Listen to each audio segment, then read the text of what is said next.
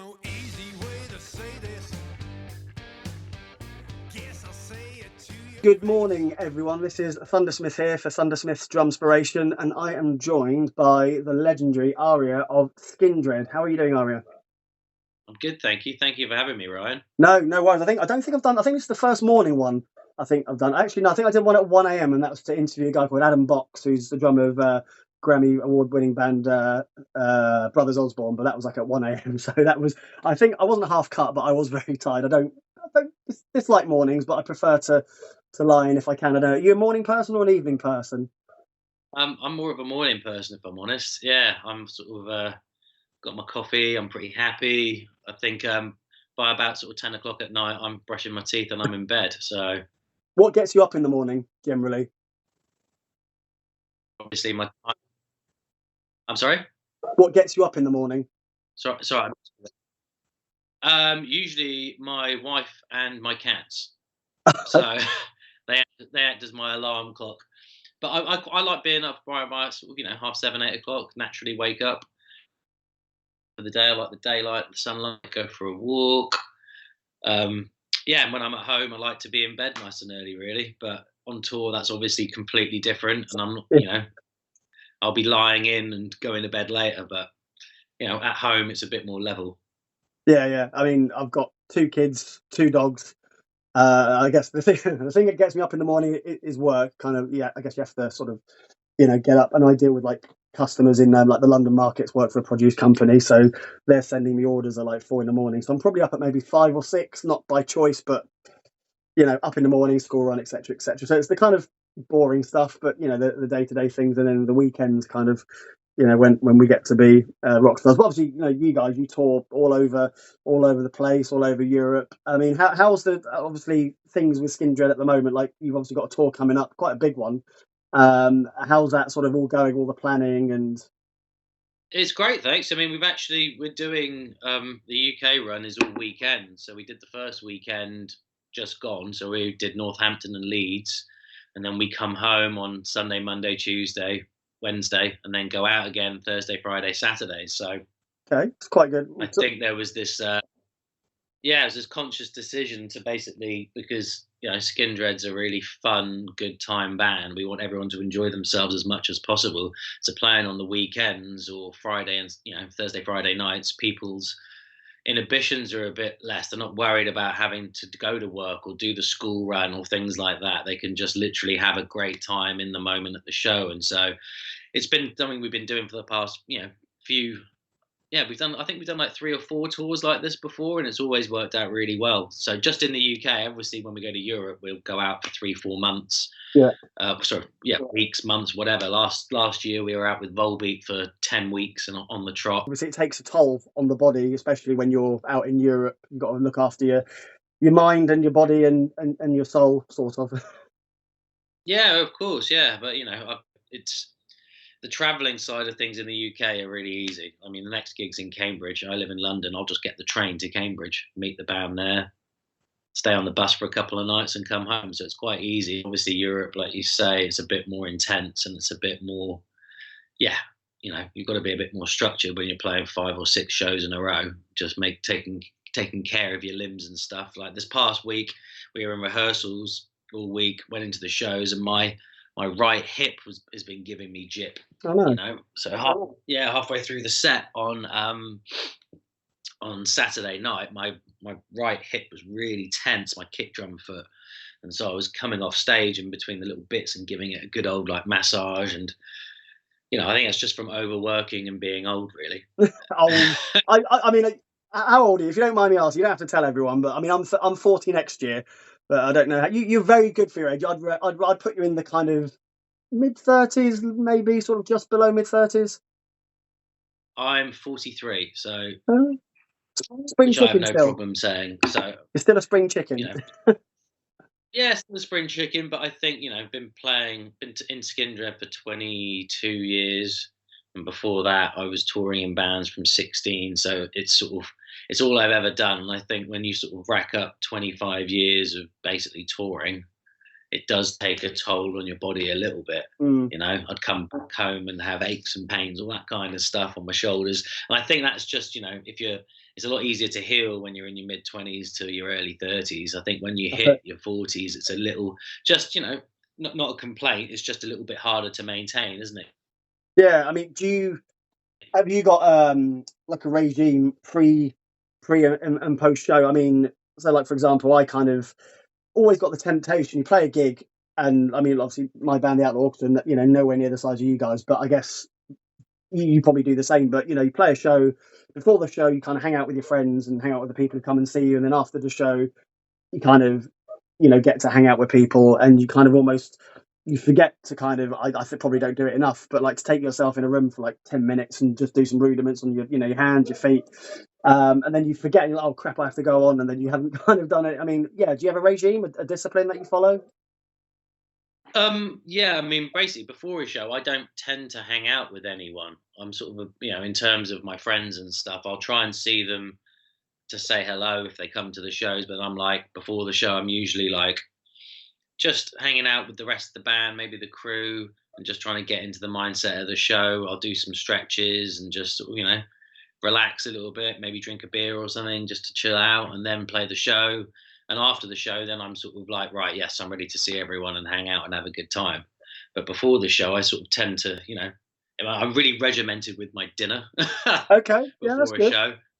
So I'm like, I hate playing like on a full stomach. Yeah, bad thing. But as a drummer, you to play. So I try and eat. If we're on at 9:30, I'm like, I need to be eating by like 5:30, Yeah. 6 o'clock.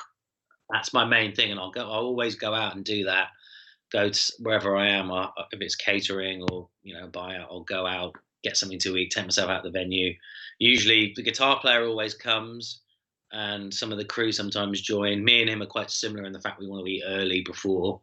Everyone's got their own little individual routines in the band, and so Dan's a vegan, so he always goes for some. He's already scouted out where he wants to eat. He's pretty good with finding where he wants to go. And Benji's like he likes eating after the show, I think, more than before. So he's like, I think he likes similar, but I need the fuel, I guess. Yeah.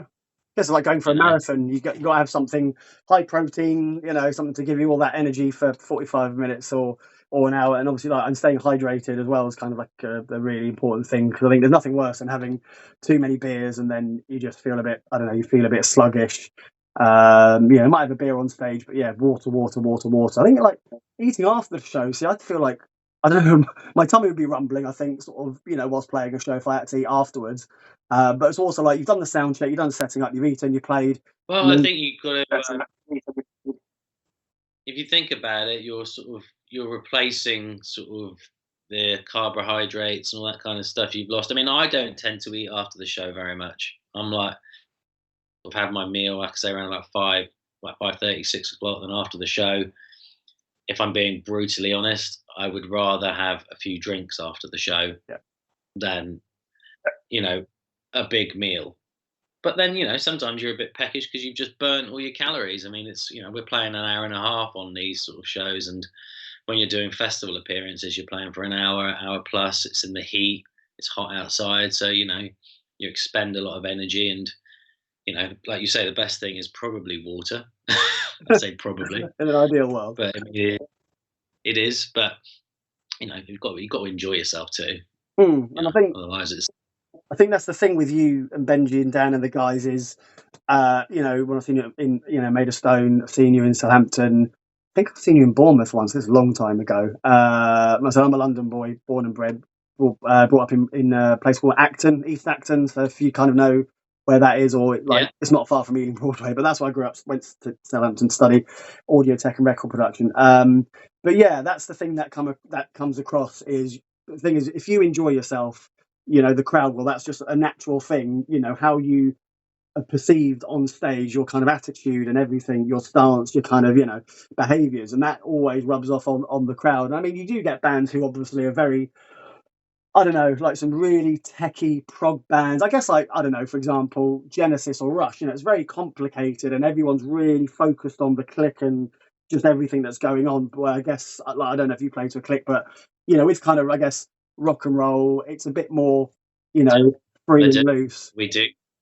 You We do? play we run Ableton Live, Okay. so I have the click all the way through the set, all the way through. Is it I can just still you, enjoy it. or is it everyone So else? there you go.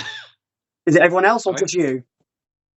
Bass player and guitar player are as well.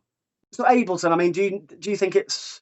Have you ever, guys, like in the early days, did you ever sort of start off without any backing and sort of without the click? Yeah, of course. Well, when we started, I mean, the technology wasn't really there for a band like us to do it properly. So if you listen to the first record, there were always string parts live, and so I think on the second record, when we did Roots Rock Riot, that's when I started playing to a click. So that would have been 2007. Okay. I've been doing it longer than I haven't.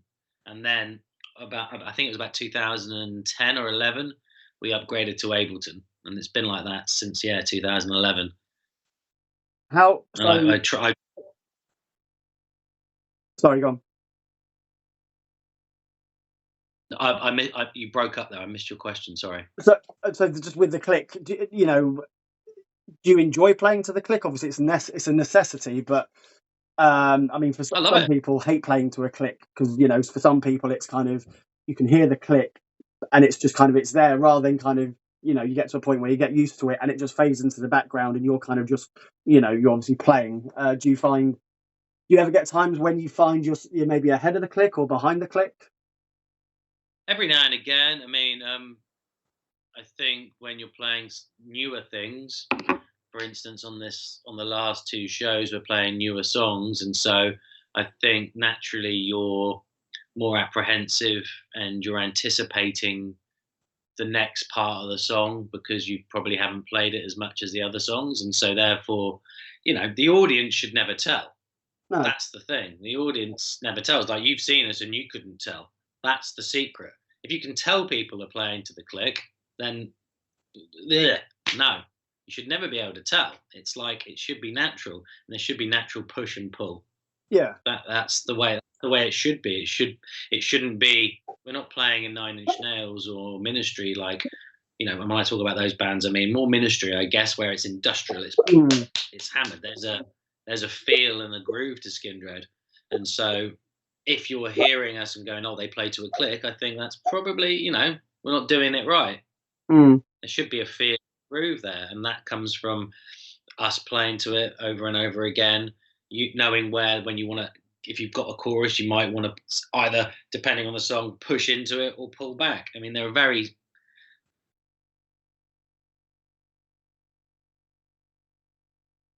I love playing to it. I think it's great. I think it's a great anchor. I think it's great for Benji because Benji has always got a solid tempo. Then if you listen to some of the songs where he's doing the ragga parts, there's a lot of work and he's really firing those rhythmic stuff. If he knows that we are anchored, that just takes another stress about things. And when you play, because I know I certainly do, when I just play with other musicians and there's no click, suddenly your meter's there and you're like, well, yeah, I do instinctively push and pull in different places, and sometimes adrenaline takes hold and it's like the first song in, if the count is this on record, you guarantee it's going to be when you play live. That's just and that's cool. I don't have a problem with it. The click's great. I think every drummer should practice to a click regardless. I think I'd agree with you on that. I mean, the click, when I first played to a click, I think I was in like an indie band in Southampton, and we'd won this competition, and it was the band at the time were called Fleeing New York, but obviously it's the Band of Skulls guys. Basically, we did this competition at like Southampton Uni.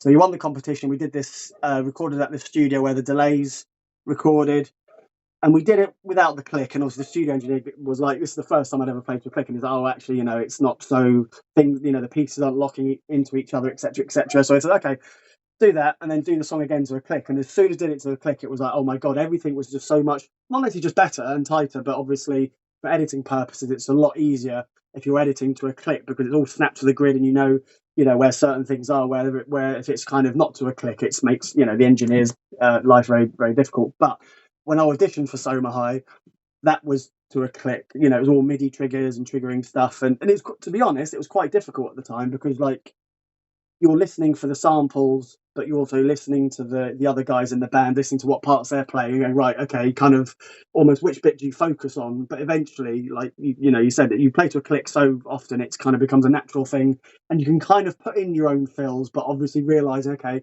you started on the one, okay, it's bar of 4, and kind of making sure you end on the 4 as opposed to the 4, and because then that just, you can hear it, the samples out, the clicks out, and sometimes when you're out of that, maybe by two beats, it kind of can be quite difficult to kind of get back into it, but yeah, I'd agree. I mean, it's a difficult thing, because I guess with our band, it's southern rock, it's kind of British rock, Americana, bluegrass, and it's very free and easy, like like Skinner or the Cadillac 3, and it's, I mean, I think the Cadillac 3 probably play to a click, because they have, I think, some samples. But yeah, it's just one of those things that kind of, it'll make you better as musicians, better as a band, and also like, because I have a wired in-ear system, trying to convince the guys to get an in-ear set up, because it will, you get rid of the stage monitors because you've got the in-ear, so you reduce your stage volume, you play quieter because you can kind of hear everything. And I guess you're not a slave to the monitor engineer, depending if you have like one of those setups where you can control the monitors by the in-ears by your app or something like that, like a Behringer thing. But look, what I kind of want to talk about is your, where you started as a drummer, what got you into the drums, were your family musical, what was it for you that made the drums the instrument you wanted to play? Where did you start? For me, it was probably been around music sort of my whole life. My parents were both really into music. My mum's from Iran, and my dad was from London, but they both met in Devon. Um, my dad was into rock music. He was into the Rolling Stones, into the Who, into Led Zeppelin. His record collection was great. He was always playing that kind of stuff. So I sort of started on the classic rock thing. I think for me, it was probably listening to Queen, We Will Rock You.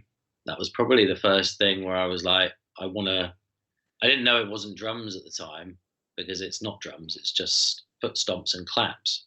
But you'd watch, on TV, you'd see Roger Taylor doing that drum beat, and I was like, that's what I want to do. That looks cool. It's just the singer and the drums. And you've got a song. You didn't need anyone else. It wasn't like, with every other music,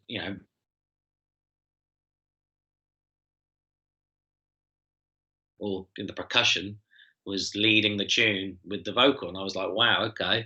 And I started really getting into that, loving it. I mean, this is like really early age, talking about probably like 5, 6. And I think when we moved house, it was Guns N' Roses then that the Movers were playing, and I remember they left Appetite for Destruction, the tape, and I was like, I was in.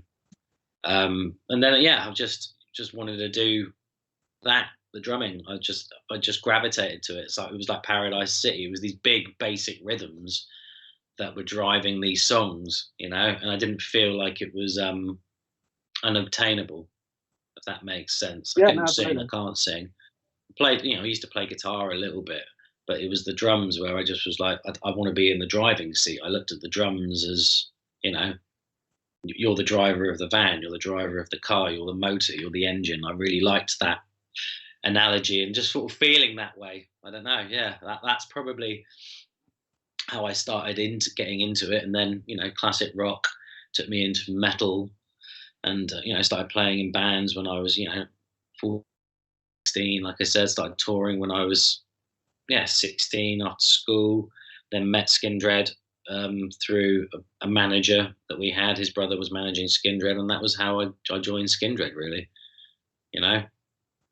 There we go. Do you have have your musical influences over the years, have they changed? Like, who would you say when you started? Who was your, so I mentioned Roger Taylor. Who was your kind of main influence then, and who is it? Who is it now?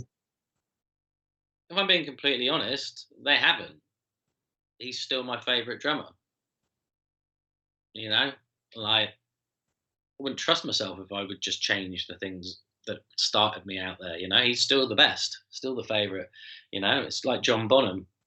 You can't say, "Oh, I used to like John Bonham. I don't like him anymore."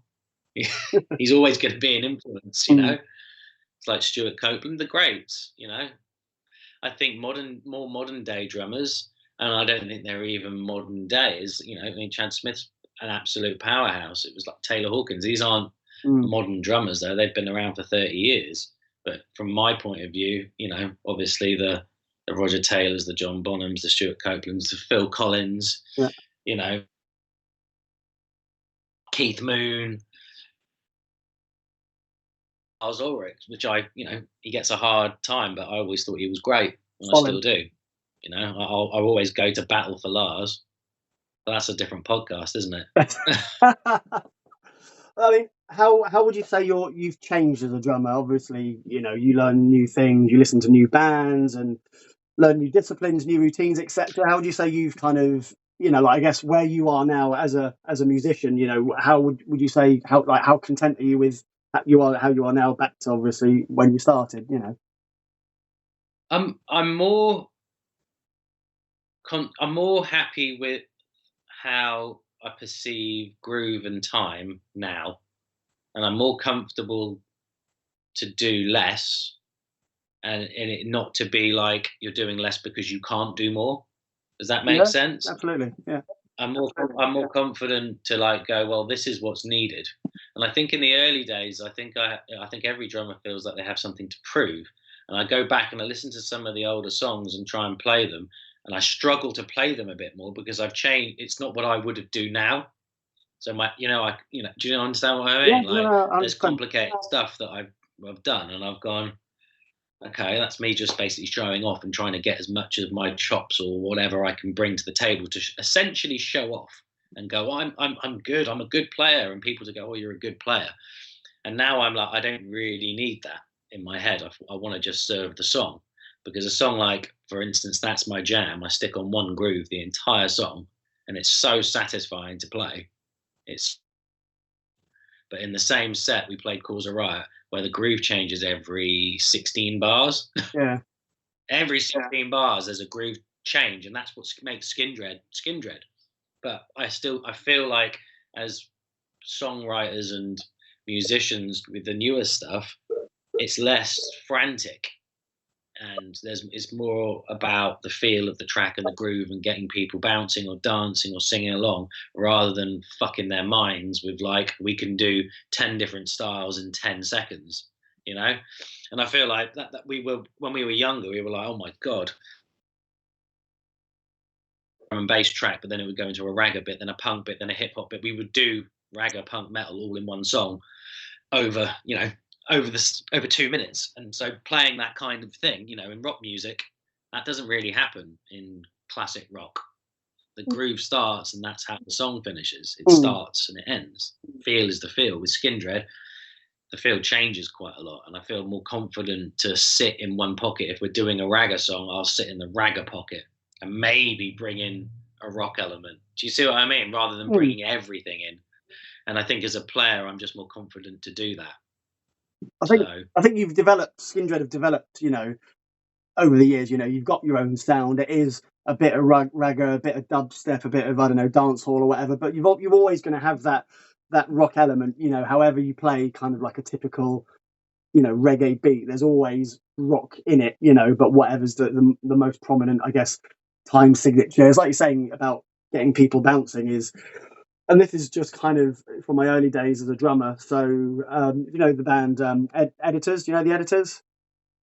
Yeah. Like just classic indie band, or like Maximo Park or whatever.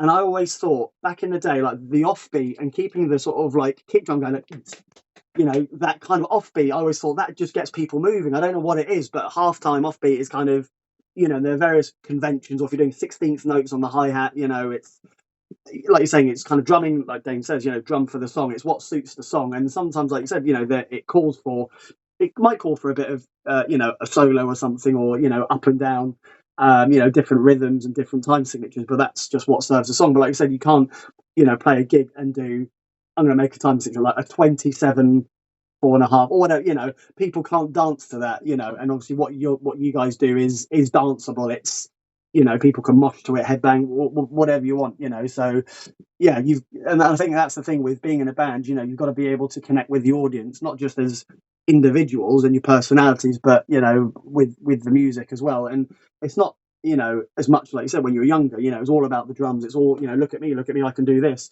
But actually, like you said, the whole less is more thing is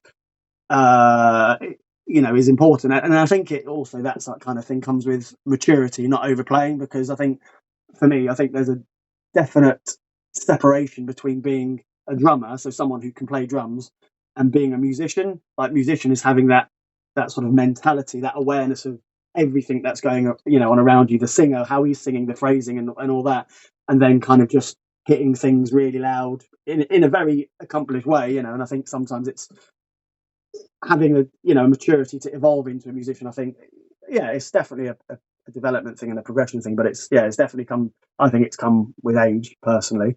I don't know how you kind of feel on that as a maturity thing, Yeah, I'm sure. I think so. Yeah, I mean, it's just it's about also being comfortable about what you bring to the table as an individual. Obviously, we can all be better, and we're all striving to be better. Players, drummers, whatever that is, you want to be better. But I just think about not giving myself such a much of a hard time as much. That, I've said this before when I've done podcasts, it's about not punishing yourself. It's like, be comfortable about what you bring, because you're the drummer. And sorry, what's your band called again? The Outlaw Orchestra. The Outlaw Orchestra. Okay, you're the drummer in the Outlaw Orchestra. You bring what you bring. The Outlaw Orchestra isn't the Outlaw Orchestra without you. You're part of that. You're the heartbeat of it. It's what you bring. Without you, it becomes the Outlaw Orchestra, but it becomes very different. And I think it's about feeling your worth and what you bring as a player to whatever, whatever band you're in, whatever session you're in. I mean, when you're sessioning, it's a bit different because you're used as a tool. But I think in music and bands, it's it's different. It's the sum of all parts, isn't it? That's the way I look at it. And I think Skindred would still be Skindred.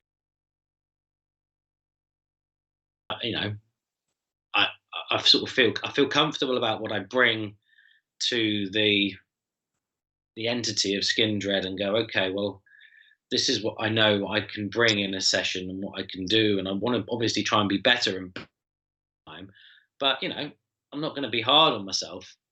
Don't want to beat myself up because I can't play double bass drum very well. I don't do it. Yeah. I've got no real I think in life is like, not to be deep about stuff, it's like you gravitate to things you enjoy. I never really enjoyed playing, listening to that much double bass drum music. Like and I never aspired to do it. Like listening to it, fucking some bands. I'm like going to listen to Meshuggah, and I'm going, oh my god, that's amazing. Yeah. But I never aspired to do it, which is it's a weird way of looking at it. It's like I'd rather aspire to play like Steve Gorman from the Black Crowes. Like just and that's just a personal thing, and so I'm like going off on it a bit, but no. I think it's also being confident, like being able to play within yourself. Yeah, it's being able to play within your means as well. Like know what you're capable of doing, because people can tell if you're trying to do something that's a bit Flash, a bit Neil Peart, or a bit Bonham, and you can't do it. People can kind of tell. Like I've got a double pedal more for kind of, there's things Bonham could do with his single foot that I still can't. And the double pedal's kind of more for it's more for colour, and I guess a bit of danger, a bit like Keith Moon Danger, but kind of as opposed to like blast beats, it just adds something a bit different. It's like when we went on tour with Phil Campbell and the Bastard Sons, people were like, why is there a pedal steel or a banjo at a rock gig? But the point is kind of, it's just doing, like you said, what you can do, and adding different tones, different textures, and different flavors, because it's all, music's very subjective. Music isn't an objective thing. It's always down to interpretation. Like, I don't know, the Beatles, for example. I love the Beatles, but obviously there'll be people who really dislike them for various reasons. You know, you could say objectively, you know, any band who sold billions of records are good, but that's kind of, it depends on, like, I guess, how you measure success. But I mean, one drummer, one of my favorite bands is a band called Periphery, and a guy called Matt Halpin, and he's like one of my favorite drummers because you listen to like his cymbal work, and he does use double pedal but not in a kind of like constant, I don't know, not even like Megadeth or Testament, you know, I don't know, like Cannibal Corpse kind of Deicide thing, but he kind of did this gig in Islington, and he did like a clinic before. And he literally had a hi hat, snare, and a kick drum, and broke down about 2 songs, which on the surface of it, because of where he's placing the cymbals and some of the ghost notes, it seems like it's more complicated than a 4/4. But it was like, actually, you know, he started off the bass drum, then he brought in the snare, then he brought in the hi hat, and built it all together. And actually, he was playing either a 3/4 or a 4/4 or whatever. So it's actually quite simple, but it's all the kind of flourishes that you put on top which kind of make it sound more complicated than it is. But again, that kind of drumming, it suits a certain type of music. You know, at the end of the day, as musicians, you know what your sound is, what your brand is, and the last thing you want to do is clash against each other because someone's, I don't know, doing pitch harmonics, someone else is doing death metal, and the bass player is doing Nile Rodgers kind of funk slap bass. You know, I mean, I guess it can't kind of work in some situations, but yeah, you've got to have a unity. I said you sort of summed up Skindred there, didn't you? But the thing is, like I said, you've got a brand, you've got a style that works, and people know that sound. You know, that's what you've become known for. Like I said, your sound and communication. That's the thing. Everyone knows their role. You can incorporate different styles of music, but everyone needs to know their roles in the band. And it goes back to like I say, it's sort of, I talked to Mikey, the guitar player. You know, some verses he's not playing anything, and that's okay. Don't have to fill the space. Same as the bass, same as the drums. You don't have to fill the space because the song may not require that. And I think, you know, going back to what I was saying about the early days, I listened to some of the older records and all of us are playing 100 miles an hour from start to finish. And it's fucking great. And I love it. But we've just changed. And as songwriters or as players, and, you know, there are still things that are really fast. But it seems a bit more controlled chaos rather than just chaos. That's the best way. I think also, like, you play the songs that you used to play better. I think I look back on some of the records we've done, and I listen to how I play it now, and I listened back then, and obviously different situations, time constraints, or whatever, and I kind of think, oh, I play it a lot better now. Why didn't I play it like that? But again, it's a maturity thing, it's a development thing. It's just, you know, you evolve as a musician. You play in different bands, and you find your footing, you find your sound, you find your style that works. And I said, there's no point in overcomplicating things. And it's also not just like the less is more thing. It's kind of the impressive things is kind of what you don't play as opposed to what you play, which, you know, for some people can sound like a bit of a contradiction, but it's just, you know, the light and shade, even in like some of the heaviest music, you know, even in, I don't know, Testament or Judas Priest, you know, there are spaces where there's no drums or there's no guitar, you know, it's just about the vocals or it's just about the strings, you know, and it's kind of, there is, I think, you know, dynamics is a massive part, and, you know, it's very important in music. You can have, like I said, some black Swedish satanic death metal or whatever, which is just triggers and, you know, insanely fast guitar playing, which works for that. But again, it's kind of like you think, you know, could it do with this? It's just, again, it's the situation, it's the music, it's, you know, what does the music call for from a musician? But again, it's just kind of what you like. But like I said, I love Slayer. I love Dave Lombardo. He's a great drummer. I can't play like him at all. I can't do any of the fast footwork or Jerry Jordison, you know, bless his soul. I can't do any of the fast stuff he does, but I can appreciate it because it's, you know, it's just something beyond my capabilities. But because it's beyond what I can do, doesn't mean, you know, like you said, you know, punish yourself about it. It's just that's what he did. That's what he's trained to do almost, and that's what works for the music. And you can appreciate what other musicians do. So, using that, if you were inspired like many drummers, like Joey Jordison, who's inspired millions of drummers around the world to play like him, that's a really good thing. But it's not your fault that you're not aspiring to play like that. That's it. Do you see what I mean? And same with someone like Travis Barker, who is undoubtedly an incredible drummer and musician. But I never looked at Travis and went, I want to play like that. But there are millions of drummers that do. I would look at Bonham and go, I would rather play like that. So it's just, and that's something that's in you, you know? you can take from on board, like, using Travis Barker as an example. I really liked what he would do when he would play against electronic music and using the drums as loops, making hip hoppy, more danceable things. I'm like, yeah, wicked. I'm into that. The pop punky fast stuff that didn't really resonate with me. So you can, just like you say about contradicting things, you can look at things and go, well, I can steal from that, I can take from this. But someone like Joey, for example, or the thrash guys, they're in their respective bands, because I don't know what they play like outside of them. I know Lombardo plays for everyone, and so he's massively versatile. So you can hear, and that's probably a really good topic to talk about, is those drummers that have a signature sound no matter where they play and who they play for. You can tell it's them, but that's a whole nother level. Yeah, that's like that's known for being in Slayer, that can play in Phantom Ass, can play with Empire State Bastard, and then play in the Misfits and all these things, and it's like you can tell it's Lombardo. That's madness. A bit like, I guess, Ringo Starr or Charlie Watts. It's kind of, when you hear the Beatles, it's obviously it's Ringo, but you can just hear Ringo. It's just his, he leans into the cymbals and stuff. He's he's got his sound. And I think to have, that's a whole new level of player. Like, I know Roger Taylor's signature bits. I can tell it's him playing drums because he's one of my favorites. Vinnie Paul had it from Pantera. Yeah. Just that thing. Chad Smith has it. Or there are certain guys that just have that thing. That's the thing I love about drumming, and it's harder to get if you're more of a YouTube style drummer, I think.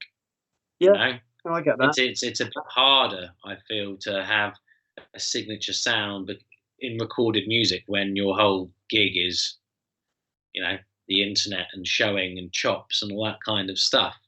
I think Jonathan Moffat said something recently. It was he was talking about chops and all this kind of stuff. He sparked some debate on Instagram where people thought he was slagging off chop drummers, when all he was saying was, if you're a young kid coming up, same thing. Don't punish yourself that you cannot do the chops. Rely on just having good time and relying on your inner groove, and you'll probably, you'll get the gig over the chop guy. If the chop guy can't quite do those chops, and he can't groove, but he's aspiring to do the chop thing, he was just like, don't punish yourself, you'll get there. Just concentrate on these things first. And he sparked this debate because people thought he was slagging off chop drummers. You go on YouTube and break down fills, which fucking, I look at that stuff all the time because it's wicked, isn't it? It's great watching drummers just fucking have it. And then there is this other side of drummers who are just sitting in a pocket, and that can be considered, if you were, I don't know, that could probably be considered a bit boring. If you were showing your mate who didn't play drums, check this guy out, he's playing a simple 4/4 beat, but there's heart, there's soul in it, there's feel to it. We know that as players, but average Joe on the street may not. And you show him a video of some guy literally beating 7 shades of shit of a drum kit going, I mean, which one do you think's the better drummer? Yeah. Do you see what I mean? And I think there's it shouldn't be about who's better or worse. Just it's difficult, the whole comparison thing. But I mean, if you listen to what my late dad, he got me into Buddy Holly, and you listen to Jerry Allison of Buddy Holly. It's rockabilly, there's a lot of shuffles, but you listen to Jerry Allison, very, again, for the music, and it's simple in its own kind of right. Or one of my favourite genres is Motown. You listen to, I don't know, Howlin' Wolf or Muddy Waters. You listen to the backbeat. That a lot of the drumming in Motown is fairly simple. It's quite heavy. It's quite, again, it's groove. It's very these are styles though. Yeah. Right? And without that backbeat, that rhythm, the way that was played, then the whole thing breaks down. That's how important it is. Yeah, and some people don't give not always give the drummer their credit, not for how great they can twiddle sticks. I think I got asked a question: can I spin sticks? I can't. I see some people do it. I can't do it, but that doesn't necessarily. It doesn't. It's not needed for what I do. But it's just, again, it's all subjective, and everything's going to have its own merit, its own pros and its own cons. And the thing that's, everyone says to me, just on anything, is kind of it's a marathon, it's not a sprint. There's no point in trying to run, like you said, run a million miles an hour before you can, walk. It's just slowly does it. Kind of, progression is a. I guess it's like I don't know, a nice whiskey or a nice wine. It gets better with age. You don't want to, got to let whiskey mature in a barrel for 40, 50, 100 years before it can be really appreciated and tasted. So it's kind of, I guess it is like a bit like whiskey. Your style, your music, and everything, it matures over time and becomes better. And when you look back at when you first drummed, or when I first drummed, I listened to it, it's like almost a bit like a petulant, kind of arrogant, child. And it's kind of, it's just what happens with life. Things get better with age. Normally, I think it depends how you look at it. I think so. I think so. I mean, it's like there's that youthful excitement though that I still have when I listen to music. It's trying not to lose that sort of excitement and wonderment, and there's a certain. I was talking about this. It's like I was trying to work out if I'd ever have a favourite band again. Okay, yeah. Like you were saying, has your influence really changed? And I'm going, well, it hasn't really. And I'm like, I can listen to new music and get really excited about it, but I don't think I'll ever feel obsessed anymore by a band like I did when I first started. Okay. I mean, I don't know. I might do, Yeah. but like that, like when I was younger, I was obsessed, like obsessed with music and bands. Like not just I'm still obsessed with music, but like by bands. I knew everything about Queen. You know, you should know their birthdays, Freddie's cat's names. You know what I mean? It's Yeah. like you're obsessed this thing, and I'm like, will there be a band that came along now, a new band that I would be that obsessed about? And I don't know, and I don't know. I don't know if that's something that you lose over time. Or is it just because I'm in the music industry and I'm lucky to see so many bands, Mm. you know? Or maybe it's because, I mean, I don't know the answer to this question, by the way, but Yeah. just talking. But maybe because band music now is a bit more, unfortunately, disposable, that you can tell me to check out a band, and I can check out one song and go, yeah, I don't like that. Next. Whereas Yeah, when I was yeah. younger, It's a I very would valid. take a punt and spend 10 or 15 quid on a CD by someone going, you should check this out. And then if I trusted the person, I'd part with my money, and I'd try my best to get into every single song on the record, because Mm. there had to be something in there, you know? And usually, it would pay off. There were some records I look back on that I bought and I'd be like, oof, why do you buy that? But it would have been for a reason at the time. And I just don't know if, like, now, if a band came along, and I'm not talking about me enjoying a band or seeing a new band or buying music. I'm talking about the level of obsession you have as a young person, and sort of, 10 years old to, let's call it 20. That obsession of like, oh my God, my life is defined by this one act. Yeah, okay. No, that puts it into context. I think you can obviously really, really like a band, buy every album, go to as many gigs as you can, buy a T-shirt or whatever. It's The kind of next level of obsession. is how you support bands. Yeah. But I think it's like obviously the age or the development of how music is consumed. How music is consumed now, and all the different technologies and what's available and what isn't, etc. It's music generally as a format. Not live, but it's become less tangible. You go back to vinyl, etc., etc. But obviously, people still do buy vinyl. But yeah, the way music is consumed is very different. Obviously, the economy and everything, and the cost of living crisis, and all that stuff. It all has an impact on how you consume anything, really. But I think, I more meant like in yeah, terms of the level of obsession that you have, because we were talking about things get better with age, mm, and I feel like there is something, I don't know if it's me, but I don't know if I would ever have that level of obsession for a band again because of my age. That's what I'm trying to say. right, So okay, got you. as a 43-year-old man, if I'm listening to a new band, I don't know, am I going to want to know when the bass player's birthday is? I don't know that level of Yeah, obsession that you have when you're a kid. And I think that's really, really special. I think that's a really special thing in your formative years, to be so like obsessed with music and the people that made the music. Like now, if I go watch a new band, I don't know. I like this band called Bad Nerves. They're great. I've been to see them. They're a brand new band. I don't care where they're from, really. I don't have yeah, that level of obsession about the guys in the band. To me, I'm like just enjoying the music and want to see Yeah, it live, and I'll pay the record. But I'm not obsessing. I mean, I think that was probably like where bands like the Beatles, when they had those, it was an obsession. yeah, yeah. I don't know if you were back then when the Beatles came out, if you were a music lover of age, I don't know, 40, let's say, Yeah. if you were a 40-year-old woman, would you be as obsessed with the Beatles as a 14-year-old girl? Yeah. I don't, I don't, and I think that's a really special moment in time. That's, I think. Do you see what I mean? Yeah. See, thinking of that, I don't think I got obsessed with anyone. I loved the Spice Girls when I was younger for a period of time for my sins. But I mean, like the first single I bought was "Wannabe," and I went to Oxford Street with my mum, late mum, to Oxford Street for them to turn the lights on. I don't remember why I liked them back then. But yeah, that was like my first single. First concert was '92, Michael Jackson, Dangerous World Tour, and that like my first live concert was a massive I was there at Wembley. 1992 Dangerous World Tour. Yeah, at Wembley Stadium. Yeah, and that was like my Yeah, first gig, and I went with some guy from school. His mum loved Michael Jackson, and I remember just watching it, thinking, "Oh, like just never seen anything like it." You know, up close, and because initially, you know, Michael Jackson was penned to be, you know, a Motown singer, not a pop star.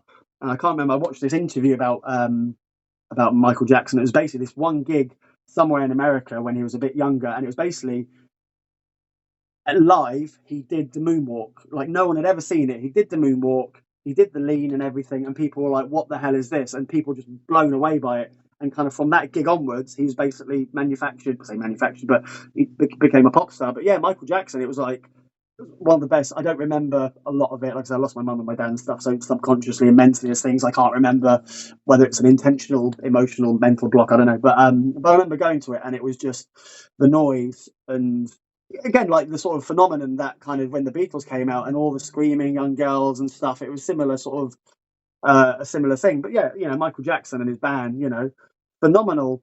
Regardless of all the, you know, for all his foibles and whatever, he was an incredible performer, an incredible singer. But yeah, it was an amazing gig. And then the first CD I bought was Houdini by the Melvins because when I was in school, I got into like Incubus and the grunge scene and stuff. But yeah, that was my first album, is Houdini by the Melvins, and that was turned out to be one of Kurt Cobain's favorite bands. But yeah, weird taste, not weird, but weird how like obviously your tastes and desires in music change over the years. But like, you know, when I was young, I was never kind of, I guess, you know, like the smash hits kind of crowd, you know, the young girls or yeah, it's just never my thing. Like, so I listened to what my dad brought me up on, which was like the Monkees, the Who, Michael Jackson, Johnny Mathis, and then my mum. And the thing I love what my mum did, apart from her food, because I said, you know, I say half Egyptian, whatever. I love Turkish, I love Lebanese food, I love food, but just yeah, I'm not going to go on about it. Is she got me into like all this kind of Bedouin, kind of desert folk kind of music. I can't remember the instrument. It's not a sitar, but it's kind of like a one or two string instrument, and the kind of I don't know, like a lot of singers which my mum introduced me to was just incredible soundscapes, very, very melodic, and it was yeah, I can't remember any names, but just some really incredible stuff. So yeah, very, very varied taste in music. My dad loved ABBA. I didn't necessarily back then because he'd play ABBA in the car to show off to some girls that I brought home, which to me back then I was like, it was embarrassing. But listen to ABBA now, actually, their songs are very complicated to play them. The arrangements, they're actually really good songs. But yeah, one of those things. What you brought up on. Yeah, man. But I'm gonna let you go because I know you said you were on a bit of a tight schedule. But I'm gonna have a look at the tour, see if you've got anything sort of Southampton way, Bournemouth way coming up. Playing Southampton Guildhall, yeah. When's that? Is that what we in October? Is it towards the end of the month? I'll have to have a look and see if I can make it because I know my missus she's away for a week in Lithuania having some surgery. But I definitely like The to come on. 11th of November. Okay, yeah, I think that's probably doable. I don't think I've got a gig then, but I'll definitely try and come down and maybe see if I can catch a minute with you, buy you a beer or something after the show. It'd be nice to meet you. But honestly, I appreciate you taking the time out of like I said, really busy schedule. Thanks for obviously talking to me and actually educating me in a lot of things. Because you've been doing it a lot longer than I have, and your perspective is very valuable. A lot of the things you've said, and I definitely what you said is No, very, thank you. inspiring, that. because I Very think if there's other younger drummers who are watching this, they can definitely learn a lot from you. It's not just about the partying and the rock and roll. There's a lot of discipline and a lot of graft and a lot of putting in work and time and hours and spending time away from family. It is a difficult thing being in a band, but when you're hanging with your bandmates and you love it and you enjoy what you do, that's the thing. If you enjoy what you do, that's the boon. If you don't enjoy it, then it's kind of no point in doing it. But yeah, it's a challenge, but it's something, if you want to do it or not. But yeah, it's definitely, when you want to give something a go, invest in it, and it comes with all its triumphs and its struggles, such as life. But life's worth living, and drumming's worth drumming. Drum's worth drumming. yes. You know what I mean? But take care of yourself. If I can see you on the 11th, I'll definitely try and make it. But look after yourself, and we'll maybe see you on the road. Cheers, Arya. Cheers. Take Hello, care, mate. man. Take care.